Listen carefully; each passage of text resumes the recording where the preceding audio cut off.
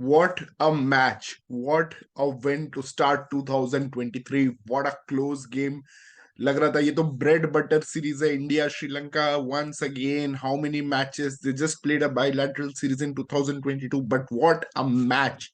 Superb encounter to start 2023, and it was India who comes on top of Sri Lanka to start the series in Mumbai, Wankhede Stadium. First time India and Sri Lanka playing at Wankhede Stadium after 2011 World Cup final, and it was quite familiar to see the deep blue and the blue in the Wankhede background, the Wankhede outfield. The pitch was a cracker one for the batsman, as Wankhede is always is.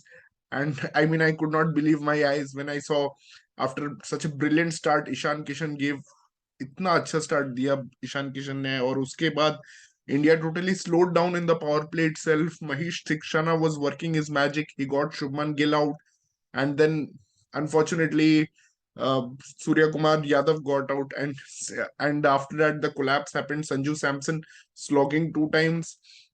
It's okay. I don't blame Sanju Samson here because we are looking for a new team. We are looking for a new approach to play this T20 format. So it's okay if he gets out that way. It's okay if Surya got out that way. But again, the question comes: ki, is in Team India really Team Surya? Because is in Team India really Team Sky and not Team Sky Blue? Because in 2022, whenever we won batting first, it was only because of Sky Magic and nothing else.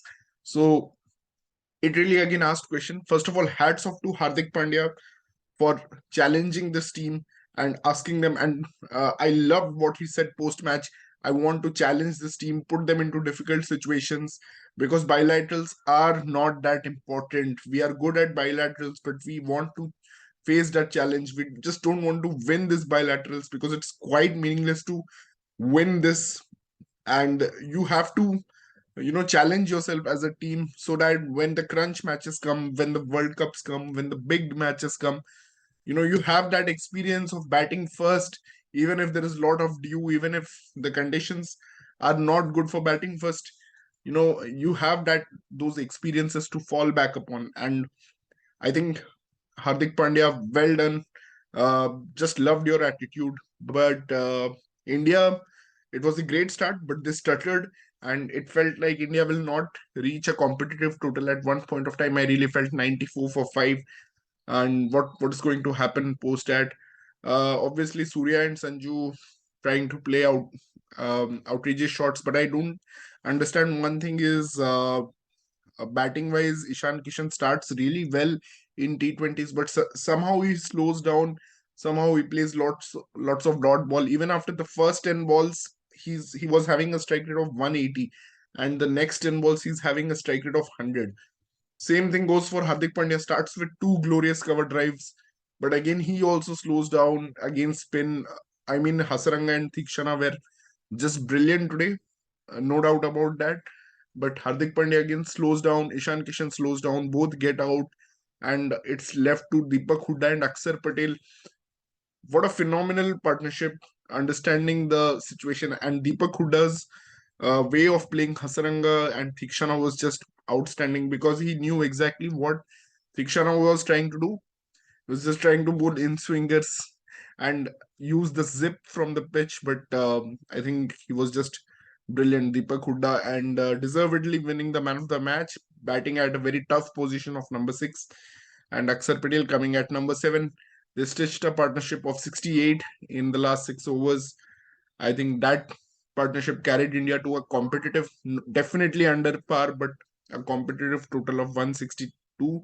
And then came Hardik Pandya doing a Ben Stokes, what Ben Stokes does for England, bowling the first over, and I thought that will be it. But then he continued and he kept bowling. He bowled the second over, he bowled the third over until he was not feeling that well. I think was not well before the game, and still he bowled 3 overs at the top. That allowed a lot of room for the others like Umran, Shivam Mavi, and Akshar Patel and Yuzi Chahal to bowl the other overs and to rotate the bowlers. because suddenly India became a lineup with seven bowlers. Deepak Hooda was not used, so we used six bowlers, and Aksar and Chahal only bowling 5 overs out of what I expected them to bowl 8 overs in India. But especially when Sri Lankan spinners bowled all 8 overs. So amazing, spirited defending of the total. I felt they were very intelligent. They did not let two bowlers bowl in tandem. The bowling changes were very good. A fast bowler was always bowling with a spinner. UZ Child did not have a good game, but that was covered up. He was just given 2 overs, and even Harshal Patel screwed up at the end. I felt he was bowling short, and uh, but I felt Umran Malik was too good. Umran Malik, with the pace that he has, he's having a very good line and length, and he got the most important wicket of Dasun Shanaka, who I felt was stamping his authority as the finisher, the best finisher of the world right now on this game. And that wicket was just because of two factors. One was Umran's pace, Ishan Kishan's brilliant keeping, which kept Shanaka on strike, and then that delayed uh, review. I mean, the review was so simple, but the third umpire took 2 minutes or 3 minutes to just give a very simple decision.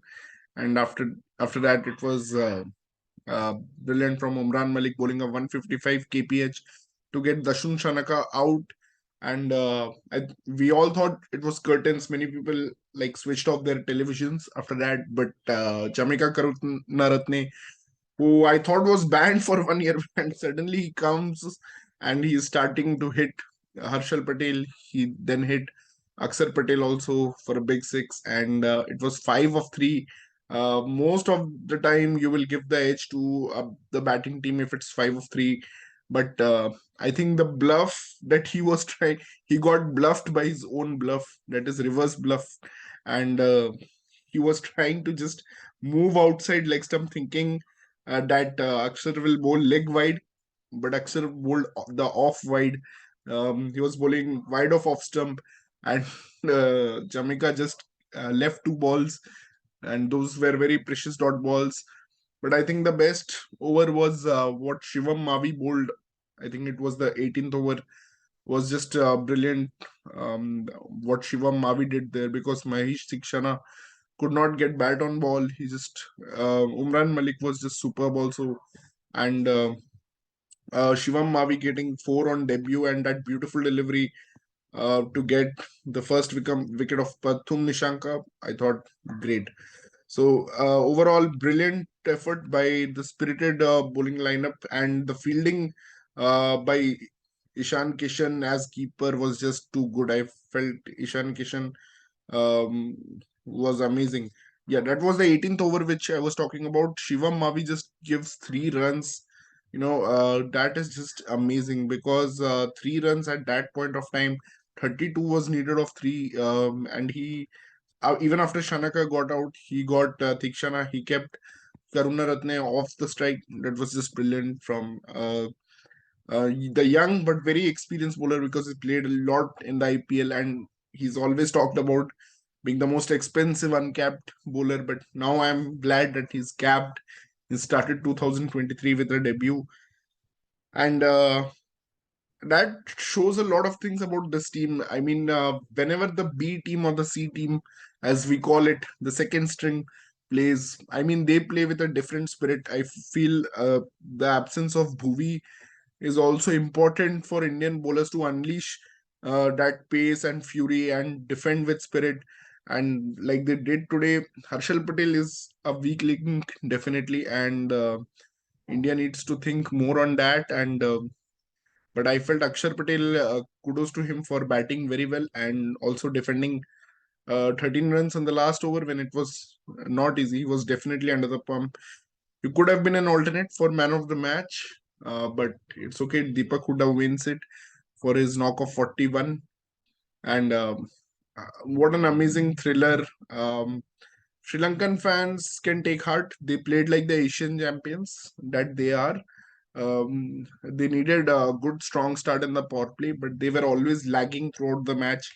They were like 6 runs behind in the power play, even though India had a very poor power play of just 41 runs. Even then, Sri Lanka was like 35 runs. Even after the end of 10 overs, they were behind by 10 runs. They were 66. India were 75, 76. Even at the 15 over stage, I think the 15 over stage was the only stage when they got ahead of India. And then again, it was just too much to ask, and it could have been done with Dashun Shanaka. Probably Hasaranga playing that shot, I felt was the turning point, because Shanaka became a little bit desperate after that, because Hasaranga would have given him the cool company. So yeah, that dismissal I felt was quite unnecessarily trying to go over mid off, but yeah, it's T20, so you can't complain. But amazing stuff and amazing game to start 2023. Kudos to Hardik Pandya for his amazing captaincy, Ishan Kishan for his start that he gave, Sanju Samson, Shubman Gill, and Surya Kumar will be back in Pune. I feel they will also make winning contributions, and let's see how it goes. But definitely today's match should be remembered more than Deepak Huda. It should be remembered for how our bowling attack combined. It was purely in tandem. Umran, Shivam Mavi, Hardik Pandya, Harshal Patel, Chahal, Akshar Patel, everyone combined to give India this win. To defend 163 on a pitch which is so full of dew, uh, heavy dew conditions in Mumbai. It's winter. It was 10:30 p.m. when the match was going on, and to keep your nerves during that time just speaks a lot of about this team. And I feel this group needs to be rewarded for such good performances, and be played in the T20 World Cup, and we should not again go back to our old form of playing seniors. So I feel that's really important. So, and to Sri Lankan fans who must have got excited, but need to control your excitement a bit, because even if it was a close match, I felt India was the better team here. So thank you guys. That's it, and bye. Good night.